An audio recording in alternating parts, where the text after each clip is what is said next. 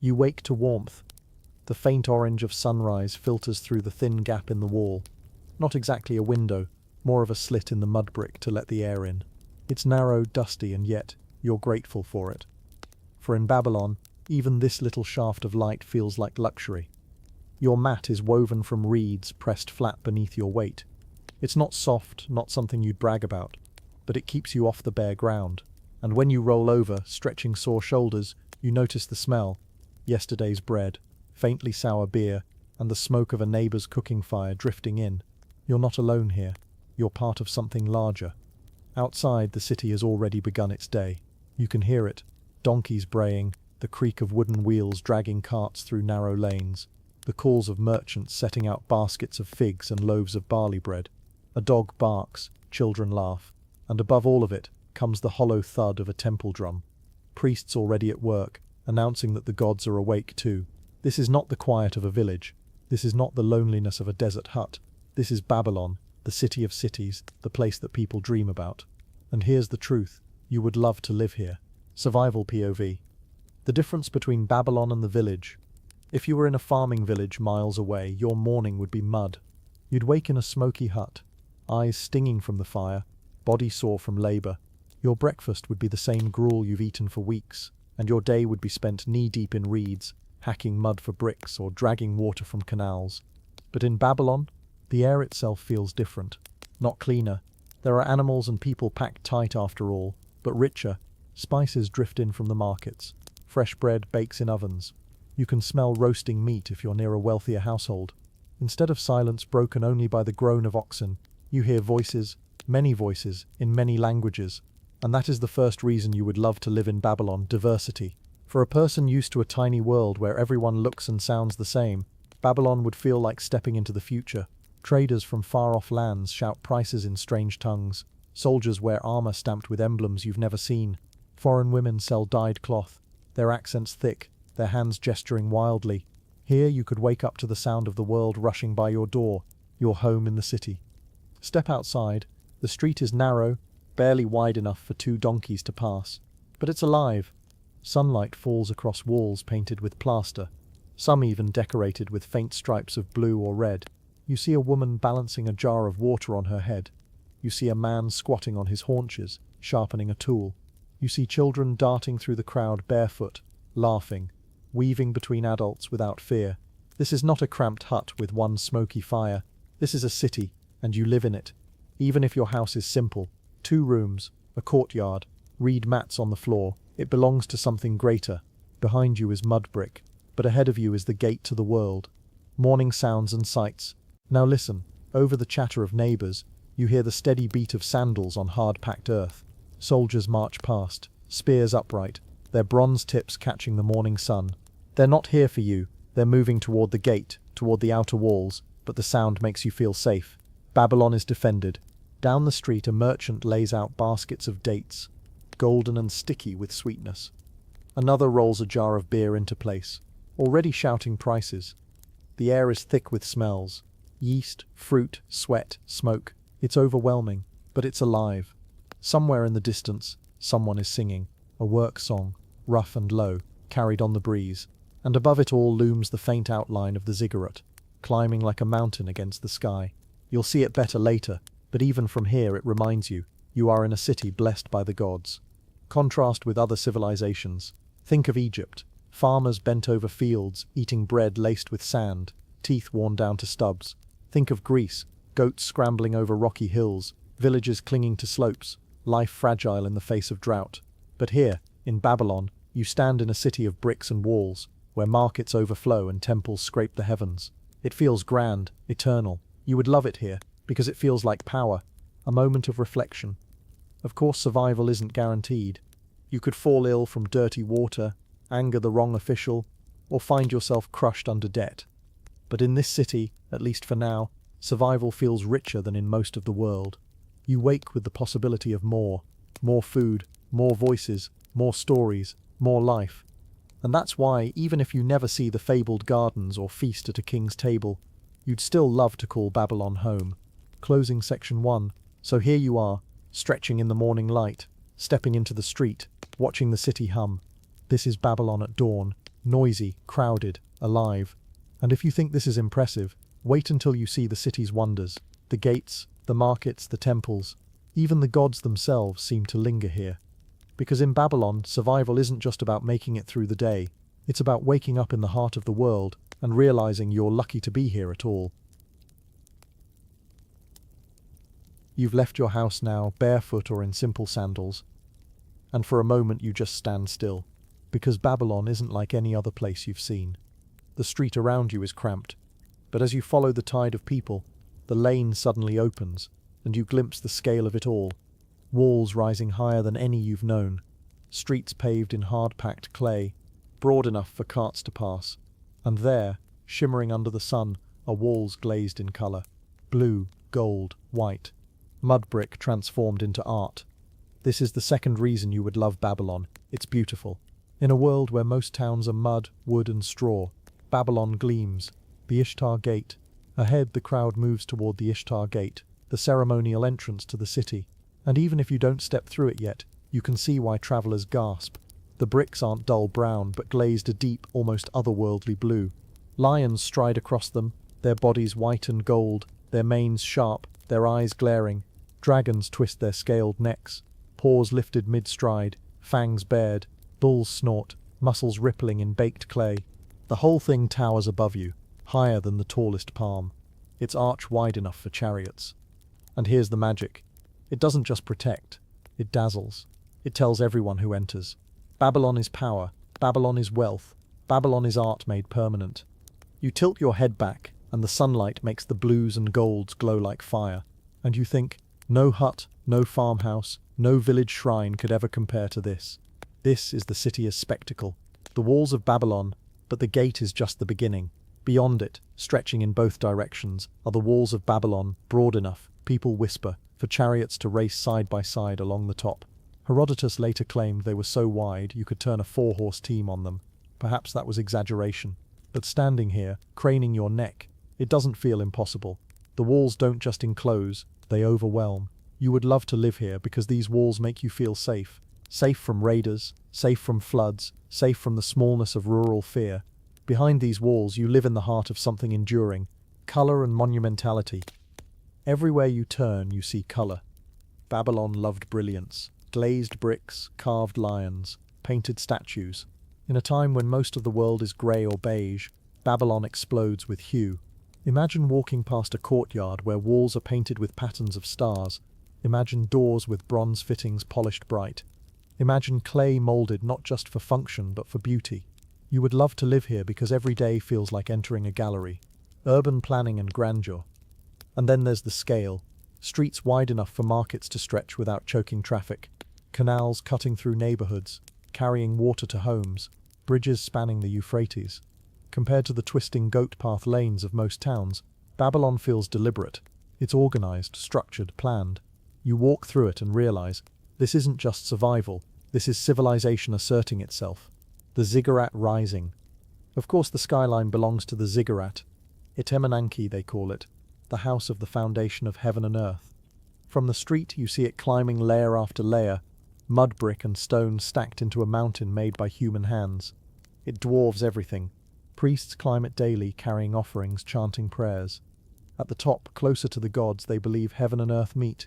And for you, looking up, it is awe. Not just religious awe, but human awe.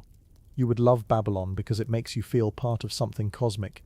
Your little reed mat, your tiny street. They belong to the same city that built this tower to the sky. The psychological effect. Think of it. You live surrounded by monuments. You wake to walls that gleam. You walk under arches that roar with lions. You glimpse towers scraping the horizon. In a world where most people see only mud and fields, you live in a place designed to impress. And it works. That's why, even if your work is hard, even if your life is short, you would still love Babylon. Because beauty softens misery, and grandeur makes you feel significant. Contrast with elsewhere. Picture a Greek farmer in his stone hut, his view nothing but rocks and goats. Picture an Egyptian peasant, staring at endless fields, knowing pyramids rise far away, but never for him. Then picture yourself in Babylon, where even the street corner bristles with lions in blue brick. It's not the same. You don't just live here, you belong to a wonder. reflection to close section 2. So as you stand in the sunlight, tilting your head to catch the full sight of the Ishtar Gate and the Ziggurat beyond, you realize this is why you would love Babylon. It's not just about survival, it's about waking each day to beauty. It's about walking streets designed to overwhelm. In Babylon, the city itself is the wonder, and every day you live here, you live inside that wonder. The rumor of paradise. You followed the streets deeper into Babylon, and by now the city feels overwhelming. Walls, gates, ziggurats, markets. But there's something else, something whispered about across the known world. A wonder so strange, so unlikely that you almost doubt it could exist. And yet, here you are, walking toward the place people will someday call one of the 7 wonders of the world, the Hanging Gardens of Babylon. Do they exist exactly as described? Historians argue about that, but you don't care. You're here, and in this moment it feels real enough. Survival POV. First glimpse of the gardens. You push through the crowd and find yourself in the shadow of an immense structure. Terraces climb upward like stacked steps, each one dripping with greenery. Vines hang low, swaying in the warm breeze. Palm trees stretch skyward, their roots somehow growing from stone. Flowers cascade in bursts of red, purple, yellow, and in between them, water everywhere, spilling, trickling, flowing.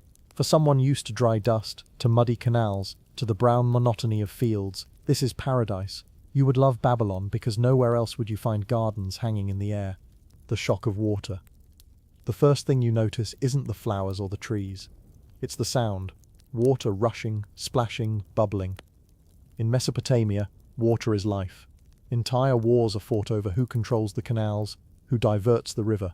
For you to see water flowing freely here, not rationed, not muddy, not fought over, is staggering. Chains and pulleys creak somewhere above as slaves work to lift buckets from the Euphrates, dumping them into channels. Clever irrigation cuts across terraces, feeding every plant. This is not nature, this is engineering, and it is overwhelming. The green against the desert. Close your eyes and picture the desert, hot, empty, brown. Now open them to the hanging gardens. Shade, cool air, shadows of leaves dancing on stone. The color alone makes you dizzy. Deep greens impossible in this land. Blossoms in shades you've never seen in fields or markets. The smell of wet soil, the sweetness of flowers, the faint tang of water in the air. And here's the truth. In a city already bursting with walls and gates, this feels like stepping into another world. You would love to live in Babylon because sometimes, just sometimes, you could escape into this oasis. The gardens as power. But the gardens aren't just for pleasure. They're political. They tell the world, Babylon can conquer nature itself. Think about it. Other cities brag about fields or temples. Babylon brags about trees growing on stone, about bending rivers to flow uphill, about beauty so unnatural it feels divine. And if you lived here, you would feel that power every time you gazed at the terraces. You'd believe your city wasn't just a place to survive, it was chosen, favored, untouchable. The legend of love. The story goes that the gardens were built for love. A king, perhaps Nebuchadnezzar II, wanted to please his wife who missed the mountains of her homeland, so he gave her hills of green, right here in the flat plains of Mesopotamia. Imagine the devotion, imagine the extravagance. While peasants elsewhere scrounged for barley, Babylon's rulers raised mountains of flowers for nostalgia. And you'd look at those terraces and think, only in Babylon does love take the form of an entire artificial paradise, the social experience. But the gardens weren't just private. Crowds gathered near them. Children pointed at vines dangling above their heads. Travelers stood open-mouthed, whispering prayers. Merchants sold figs and wine in the shade of stone planters. It wasn't just spectacle, it was a stage, a place where Babylon displayed its wealth, where citizens basked in the reflected glory, and you, standing there, would feel proud to belong to a city capable of this. Contrast with elsewhere. Compare this to villages where survival meant mud huts and mosquito-ridden canals, or cities like where temples dominated but offered no relief from the heat. Babylon gave you both power and pleasure. Survival here wasn't just about enduring, it was about thriving in beauty, symbolism of the gardens. And here's what you'd realize. The hanging gardens aren't just about plants. They're about control. Control over nature, over water, over survival itself. They whisper, if Babylon can make this grow, then nothing is impossible here. It's propaganda, yes. But it's also paradise. And if you were lucky enough to live in Babylon, you'd tell yourself every day that you lived in the most extraordinary city in the world. Closing section 3. As you leave the gardens, your ears still echoing with the splash of water, your nose filled with the scent of jasmine and wet earth, you carry with you a simple truth. You would love Babylon because it doesn't just keep you alive. It makes you believe in wonders. In a world where most people scrape mud for survival, you get to walk in a dream built of stone, water and love. And tomorrow, when someone asks why you live in Babylon, you'll just smile, because where else on earth could you wake up and stroll into paradise?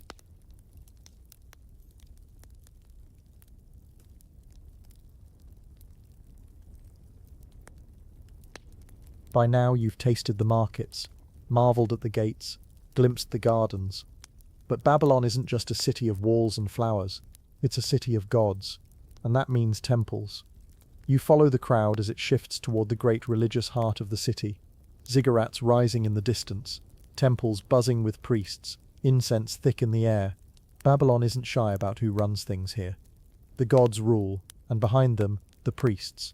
And this is the next reason you would love Babylon. Yes, it's strict.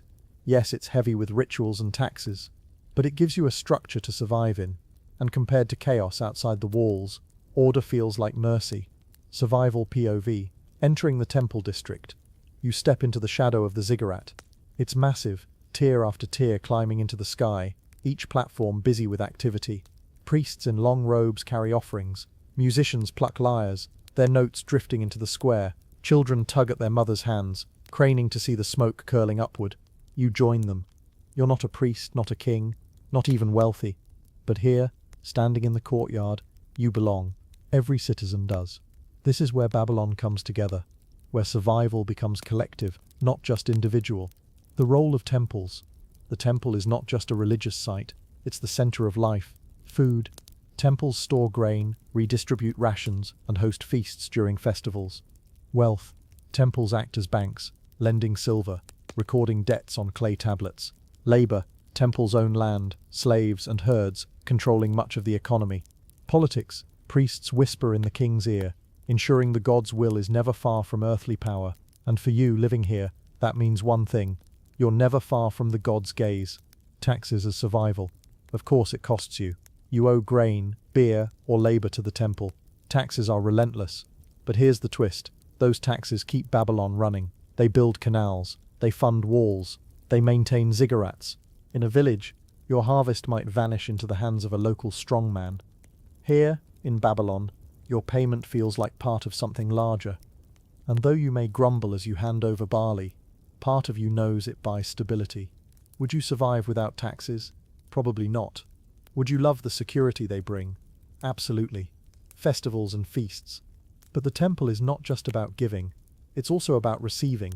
During New Year festivals, priests parade statues of gods through the streets. Musicians play, crowds dance, beer flows, food is distributed to citizens. For a brief moment, you forget your debts, you forget your labor, you taste lamb, dates, figs, sweet cakes soaked in honey. And in that moment, you love Babylon. Because here, religion isn't just fear, it's joy, it's celebration, it's survival turned into festival. The sense of order. Think of the alternative. A world without structure.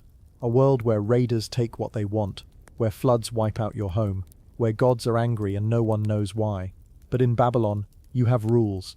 You know what the gods expect. You know what your taxes will cost. You know when the festivals will come. It's not freedom, but it's stability. And in the ancient world, that's priceless. A day in the temple. Imagine it. You arrive with your offering, a basket of grain, maybe a small lamb if you can afford it. You watch as priests pour libations, chant prayers, wave incense over the altar. The smoke rises, curling into the sky, carrying your survival with it. You kneel, touch the ground, whisper your own prayer, not just for survival, but for favor, for safety, for another year. And as you rise, the sound of music greets you, the crowd presses around you, and you realize you're not alone. This is why you would love Babylon, because the temple gives you a place in the order of the cosmos. Contrast with elsewhere. Imagine living in a lawless town beyond the city walls, where famine is one bad harvest away, where gods are distant and priests absent. Compare that to Babylon, where ziggurats dominate the skyline, where rituals tell you exactly what to do, where priests assure you the gods are watching. Yes, it's strict. Yes, it costs you, but it also comforts you. In Babylon, survival feels less like chaos and more like belonging. As you leave the temple district, the drums still echoing in your ears, the scent of incense clinging to your clothes, you feel both lighter and heavier. Lighter because you've given your offering. Heavier because you know you'll be back with more. But in the end, you wouldn't want it any other way, because in Babylon, survival isn't just about you. It's about the gods, the priests, the taxes, the festivals. And for all its weight, that order makes life livable. And if you've ever lived in chaos, you know how much there is to love in that.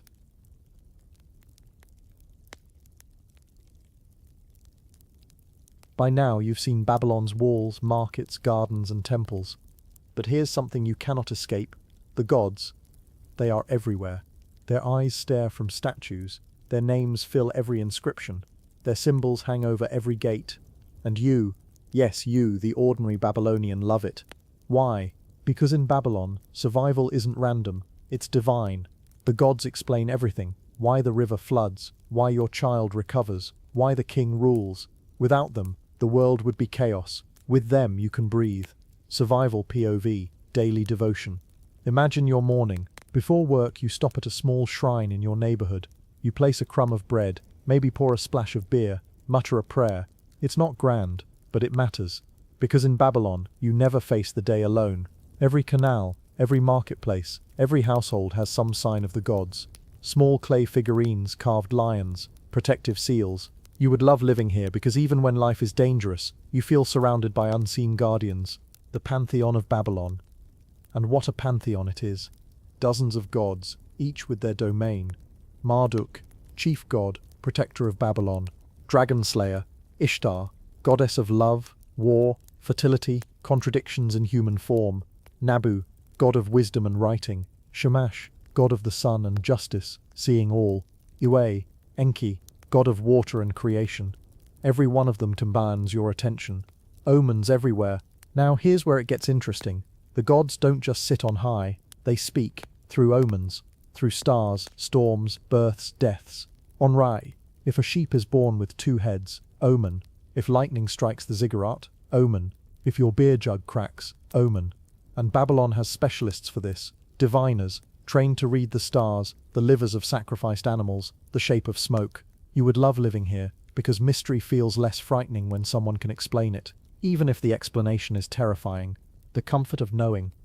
Think of it, in the countryside people starve with no answers. In Babylon a priest can look at the night sky and tell you the gods are angry, or pleased. It's not always accurate, but it's comforting. You're not at the mercy of randomness. You're at the mercy of divine will.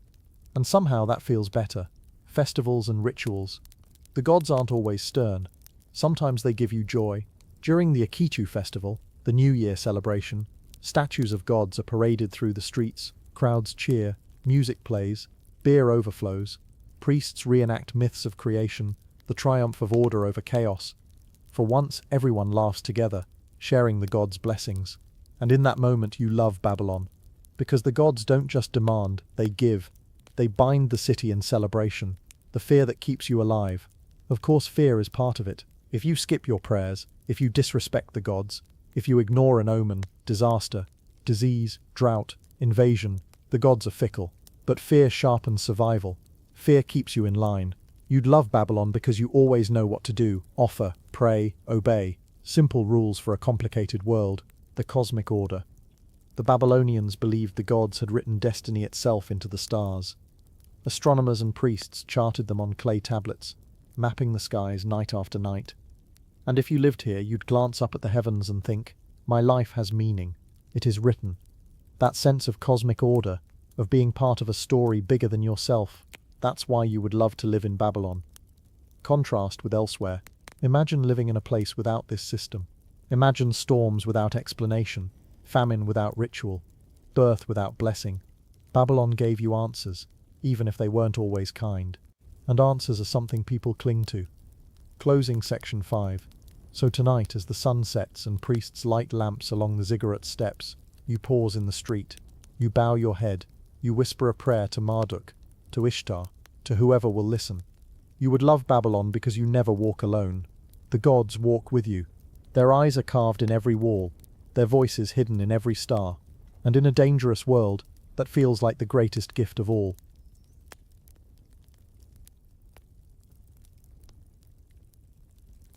Babylon's walls are high, its gates are magnificent, its temples are strong, but none of that protects you from the smallest enemy, disease. You wake one morning not to temple drums but to coughing. You step into the street and see neighbors pale, weak, hunched over clay pots, and suddenly you're reminded, even in Babylon the body is fragile. But here's the strange part, you would still love to live here, because in Babylon, even sickness felt less like chaos and more like part of a plan. Survival POV, dirty water, crowded streets. The Euphrates is the city's lifeblood.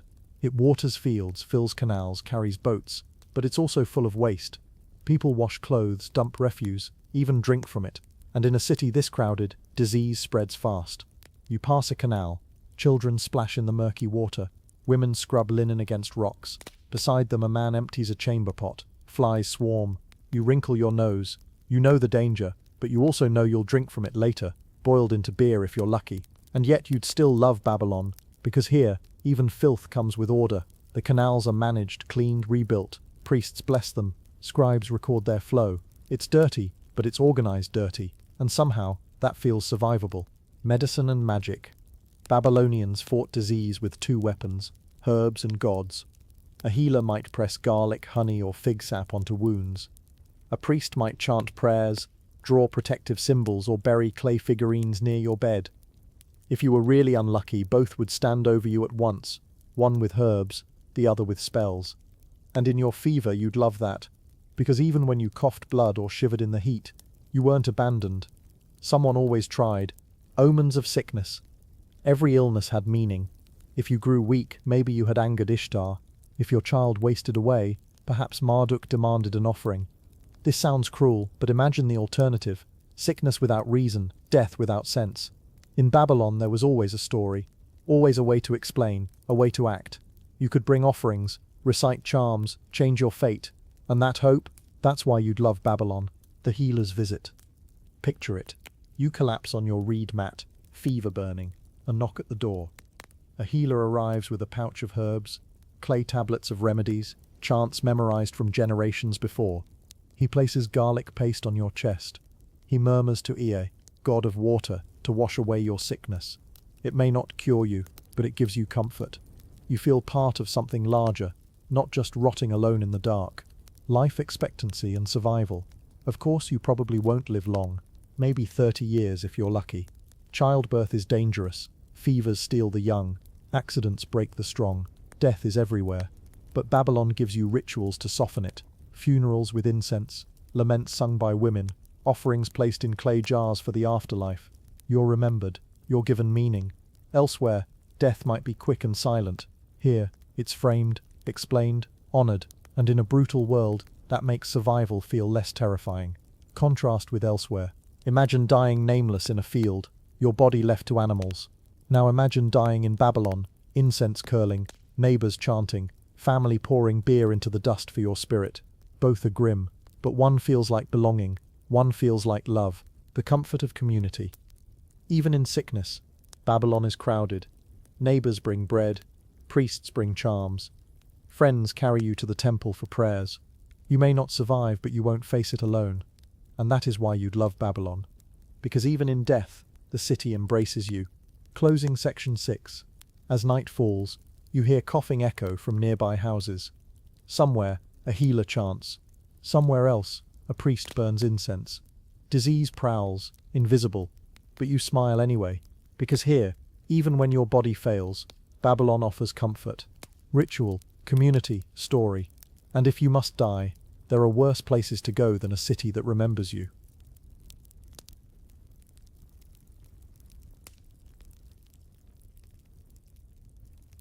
Babylon is grand. Babylon is beautiful. But Babylon is also strict.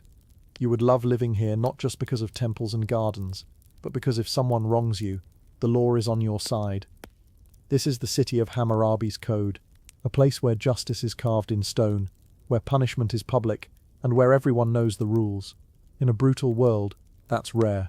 And it's why, strangely enough, you'd feel safe here. Survival POV. A dispute in the market. Imagine you're in the market. A merchant sells you spoiled grain, cheating you out of silver. In another city you might shout, fight, or simply accept your loss. Not in Babylon. Here you drag him before judges. Scribes record your complaint on clay tablets. Witnesses are called. And soon a verdict is issued. Maybe the merchant pays you back. Maybe he's flogged. Maybe his stall is seized. You'd love Babylon because the law gives you teeth. Even if you're poor, you're not powerless. The Code of Hammurabi. The code is famous. Nearly 300 laws covering everything from theft to farming to marriage. Perchaft, onthasondly, Winzambike, the trial to marriage of family with a Itama of tim distant for way pay for me or glindy. If a man blinds another, when his own eye may be taken. If a merchant cheats, when he may be fined or beaten. If a woman is accused of adultery, she may be thrown into the river to test her guilt. It's harsh, brutal, even. But here's the thing, at least it's clear, you know the rules. And that predictability is why you'd love Babylon. Public punishments. Justice here isn't hidden, it's public. Thieves are dragged through the streets, flogged in front of neighbors. Criminals are impaled, displayed as warnings. Adulterers are bound and thrown into the river, crowds jeering or praying. For you, as a citizen, this isn't horror, it's reassurance. You'd love Babylon because the fear of punishment keeps the streets safer. It's not perfect, but it's something. The judges and scribes. Babylonian justice runs on paperwork. Scribes sit at tables, pressing styluses into clay, recording every debt, every trial, every verdict. Judges preside, quoting from the code, making rulings that echo across centuries. You might never learn to read, but you'd know those tablets hold power, and you'd love that the law doesn't vanish with memory. It's written, permanent, enduring. Class and law. Of course, not everyone is equal. Nobles pay different fines than commoners. Slaves are treated as property, but even then the law still exists. Even slaves could sometimes bring complaints. Even poor farmers had rights written in clay. Compare that to places where might makes right, where the strong crush the weak. In Babylon, the law may be tilted, but it's still there, and that makes survival more than luck. Cosmic justice. The Babylonians didn't see law as human invention. They saw it as divine order. Hammurabi himself claimed the god Shamash handed him the code. That meant every punishment, every fine, every trial wasn't just politics, it was cosmic balance. You'd love Babylon because you'd believe the law was sacred, and in a dangerous world, sacred order feels safe. Contrast with elsewhere. Think of a raider village beyond the walls, where the strongest man steals what he likes. Think of a dusty town where justice depends on who you bribe. Then think of Babylon, where laws are carved in stone and followed in court. You'd choose Babylon every time. Closing section 7. As you walk home through the crowded streets, you pass a thief being flogged, a scribe pressing a stylus into clay, a judge lifting his hand for silence, and you smile. Not because you love cruelty, but because you love order. Babylon might punish harshly, but it also protects fiercely. And in a world where survival so often feels random, Babylon makes it predictable. That's why you'd love to live here.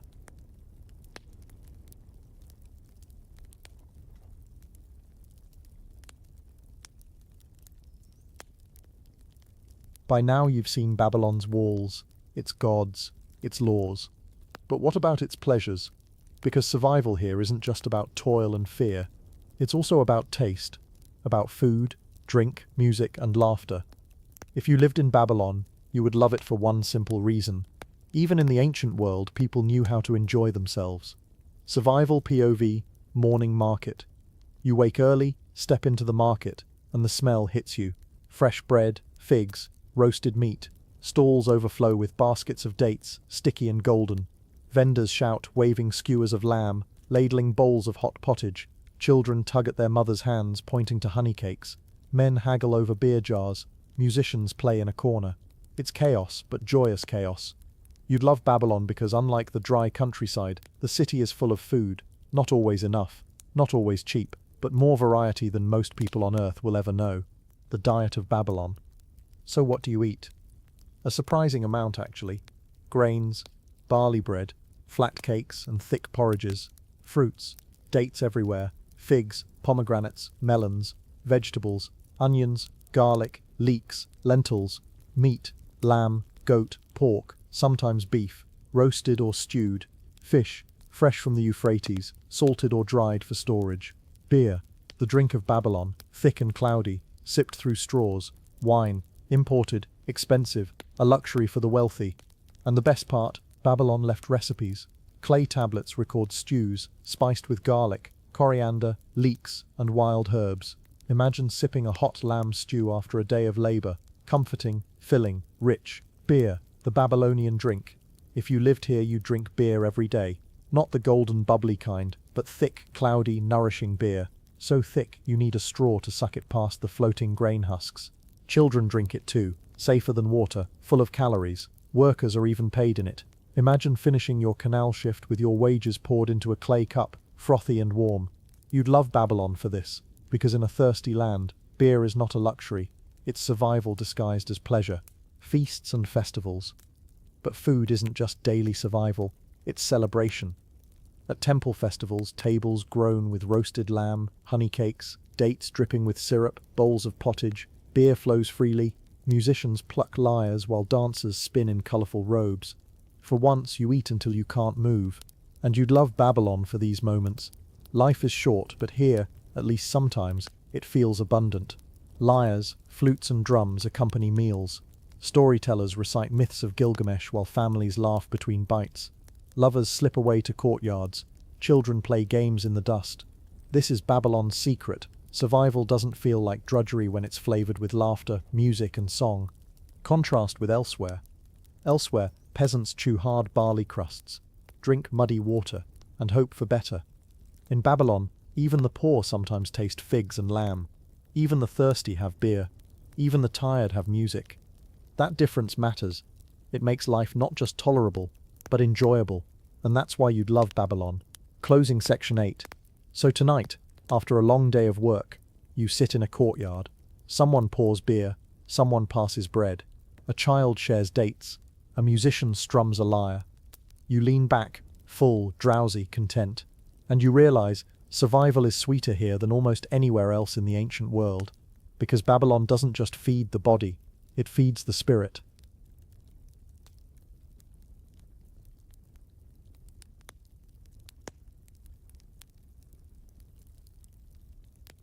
Babylon is not just a city of markets, gardens and temples. It's also an empire's jewel, and that means power. Armies march, kings conquer. The world beyond your walls trembles at the sound of Babylon's name. If you lived here, you would love it, because that power protects you. The very thing that terrifies outsiders gives you safety inside the walls. Survival POV. Soldiers in the street. You hear it before you see it, the thud of sandals, the clatter of spears. Soldiers march past, bronze helmets gleaming, tunics dusty from campaign. Children run to watch, women wave, men nod in approval. To you, they are both frightening and reassuring. They mean Babylon is strong, and that strength shields your reed mat, your family, your little stall of bread in the market. The king as warrior. Babylonian kings were more than rulers. They were commanders. Nebuchadnezzar II himself marched with his men, expanding borders, defending canals, building fortresses. When you hear the king's name shouted in prayers, it's not just reverence, it's pride. You'd love Babylon because your ruler isn't hidden in a palace. He's the face of victory, the builder of walls, the voice of Marduk's might. Walls that protect. Remember the walls? They aren't just pretty, they are defenses. So massive, so thick that foreign armies hesitate. Raiders glance at them and turn away. Enemies starve outside before they ever breach them. Inside you feel secure. You sleep knowing Babylon's walls are a shield of baked clay and divine blessing. You'd love that kind of safety in a world of raiders and sudden attack, spoils of war. But war doesn't just bring fear, it brings goods. Victories mean tribute, silver, exotic animals, foreign slaves, strange foods. Markets fill with luxuries stolen from conquered lands. For you, that means variety. That means new flavors, new fabrics, new tools. You may not march to war, but you benefit from it. And that's another reason you'd love Babylon. Fear for outsiders, safety for you. Picture it, a farmer outside the empire hears Babylon and shivers. He imagines soldiers burning his fields, carrying his family away. Now picture yourself, inside the city. You hear the same name and smile. For you, Babylon is not terror, it is home. That difference is everything. Military discipline. Soldiers train daily. Archers drill with bows. Spearmen march in lines, chariots rattle across the plain. Their discipline isn't just for glory, it's for you, for the safety of your market, your temple, your garden stroll. And when you see them march past, sweat-streaked, faces stern, you feel pride. You'd love Babylon because its power is visible, constant, reassuring. Cosmic power and divine war. Of course, war here is never just human. Kings fight in the name of Marduk, Ishtar, Shamash. Victories are painted as divine approval, defeats as punishments for sin. And you'd believe it. You'd kneel in the temple, thank the gods for sparing your city, and go home feeling blessed. Survival feels less random when you know the gods themselves march with your army. Contrast with elsewhere. Imagine being in a small, unprotected town. Raiders appear, and everything is gone. No walls, no soldiers, no gods to protect you. Now look at Babylon. Walls like mountains, armies like rivers of bronze. Gods roaring from the gates. Where would you rather live? Closing section 9. As evening falls, you stand on the city wall. Below you, torches flicker in the enemy camp, but they look so far away, so small. Around you, soldiers joke, share bread, sharpen blades.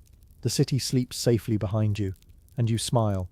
Because here, war is not your doom, it is your shield.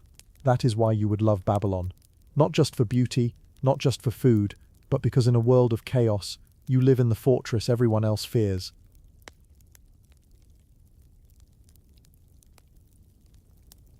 You've walked through Babylon's streets. You've seen its walls, its gardens, its temples, its soldiers, its markets. You've tasted its beer, smelled its incense, whispered prayers to its gods. And now, as the day closes, you stop to wonder, what will remain? Because Babylon isn't just about survival in the present. It's about memory. It's about leaving a mark so deep that centuries later, people will still whisper your city's name. Survival POV, standing on the walls at dusk. Imagine yourself high atop the walls, the Euphrates glowing below, the Ziggurat catching the last orange rays of the sun. Children play in the streets, merchants pack up their wares, priests light lamps in the courtyards. From here you see it all, a city alive, bustling, eternal. And you realize you're part of something far bigger than yourself. You'd love Babylon because even as an ordinary citizen, you share in a story that will outlast you. The reputation of Babylon, even in its own time, Babylon was a legend. Traders carried tales of its gates and gardens to distant lands. Foreigners described its walls with awe, its temples with reverence, its wealth with envy. To live here was to live in the center of the world. To walk these streets was to know that you weren't in just another dusty town. You were in Babylon, the power of stories. But here's the truth. Stories can grow bigger than reality. Perhaps the hanging gardens weren't as grand as travelers claimed. Perhaps the walls weren't wide enough for chariots to race. But does it matter? To the outside world, Babylon was already myth. And you'd love that, because who doesn't want to live in a place that becomes a wonder, a word that echoes through history, the fragility beneath the grandeur? Of course, you don't know what's coming. You don't know that centuries later, Babylon will fall, that conquerors will strip it, that deserts will swallow it, that even the bricks will vanish. But for you, here and now, the city feels eternal. The walls feel indestructible, the temples timeless, the gods everlasting. And you'd love that illusion. You'd live each day believing your city was forever. Death and memory. One day, you'll die here. Maybe of fever, maybe of accident, maybe of old age if you're lucky. But Babylon will remember you. Neighbors will chant laments, priests will burn incense, family will pour beer into the dust for your spirit. And even as your name fades, the city's name will not. That's the trade you'd love. Personal fragility, balanced against collective immortality. Babylon in later eyes. Think ahead. The Bible will call Babylon wicked, a symbol of pride and downfall. Greek writers will call it magnificent, a jewel of civilization. Modern tourists will stare at ruins, wondering if the legends were true, and all of them, the critics, the admirers, the pilgrims, the skeptics, will keep saying the same word, Babylon. If you lived here, you'd love knowing that your city would never be forgotten. Contrast with elsewhere, how many villages have vanished, nameless, how many towns were swallowed by sand, remembered by no one. But Babylon endured, not just in stone but in memory. That's why you'd love it, because even when you are gone, the echo of your city will remain. Closing reflection. So here you are, standing on the walls as night falls. Lamps glow in the courtyards, smoke curls from kitchens, Faint music drifts through the air. You take a deep breath, taste the dust and the sweetness of dates, hear the heartbeat of your city, and you know, survival here is more than just living another day. It's living in a story, a wonder, a legend. That's why you'd love to live in Babylon. Because in a world where most lives vanish like dust, Babylon promised memory, and memory is the closest thing to eternity you'll ever know.